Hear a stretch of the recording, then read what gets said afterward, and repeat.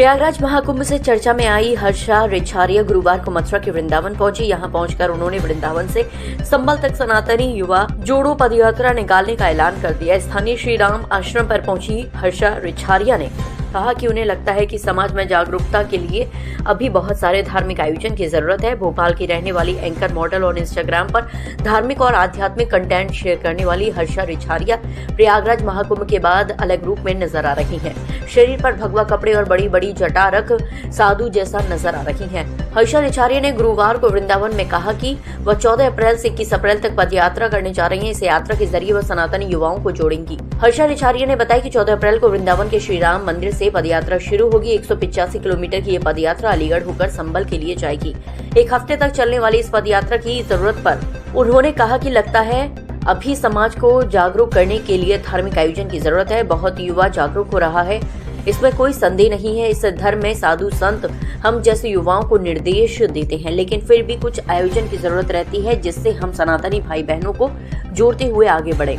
संबल तक पदयात्रा क्यों? इस सवाल पर हर्षा रेछारिया ने कहा कि उनको नहीं लगता कि ये कोई बड़ा मुद्दा है। उनको लगता है कि जिस दिशा में जाना चाहिए, जहां जागरूकता लानी चाहिए, अगर हम वृंदावन से लेकर संबल में समाप्त करते हैं तो ये बहुत सही रहेगा। मीडिया से बातचीत करते हुए हर्षा रेछारिया ने कहा कि वह चाहती है जितना सनातन समाज है सब इसका हिस्सा बने, पूरे देश से लोग जुड़े, खुशी होगी।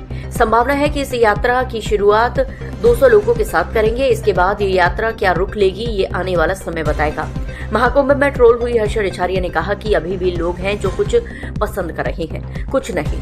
समाज में हर तरीके के लोग होते हैं, जरूरत नहीं कि आपका हर इंसान समर्थन करे। ये कलयुग है, बहुत से लोग भगवान भी करार देते हैं, हम तो केवल इंसान हैं। मैंने इस बारे में हर जगह के बारे में बहुत सोचा, बहुत ज्यादा सोचा। मुझे लगता है मैं 1.5 महीने से इस बारे में पूरा डिसीजन ले रही थी, पूरा प्लानिंग कर रही थी कहाँ से कौन सी यात्रा सही रहेगी। एट लास्ट मुझे लगा कि हम भगवान श्री हरि की तरफ कदम बढ़ाते हैं और ठाकुर जी की एक नगरी जो है वो अष्ट अवतार, जैसे कि मैंने बोला कि अष्ट अवतार की जो नगरी है वहाँ से शुरू करके हम 10वें अवतार जो होने वाले हैं कलयुग में उनकी तरफ वहाँ पे जाके इसको समापन करते हैं यात्रा का। कितने लोग यात्रा के माध्यम से किस तरह का संदेश युवाओं में? यात्रा के माध्यम से पहली चीज मैं बहुत शांतिपूर्ण यात्रा निकालना चाहती हूँ। दूसरी चीज, इस यात्रा का जो उद्देश्य है वो यही है, ज्यादा से ज्यादा जो हमारे सनातनी युवा हैं उनको जागरूक करना, जो नशे के आदी हो रहे हैं, जो गलत दिशा में जा रहे हैं, उन सबको सही दिशा में अपने परिवार से जोड़ना। आजकल बच्चे ऐसा नहीं कि सिर्फ धर्म से विमुख हो रहे हैं, आजकल बच्चे अपने माता पिता से भी विमुख हो रहे हैं। यूं ही नहीं, वृद्धाश्रम में इतनी भीड़ लगती जा रही है, तो हमें उन्हें उनके परिवार से जोड़ना। मुझे लगता है कि एक बार बच्चे अगर अपने परिवार से जुड़ जाते हैं ना तो वो धर्म से अपने आप जुड़ जाएंगे।